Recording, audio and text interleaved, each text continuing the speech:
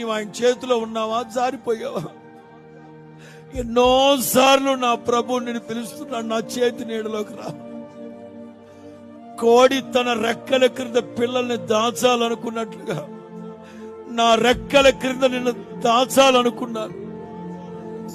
ఎరుపెక్కిన శత్రువు కనుదృష్టి నీ మీద పడకూడదని దాచాలనుకున్నాను. ఎందుకు ప్రభువుకు దూరం అవుతున్నావు? ఎందుకు ప్రభువుకు దూరం అవుతున్నావు?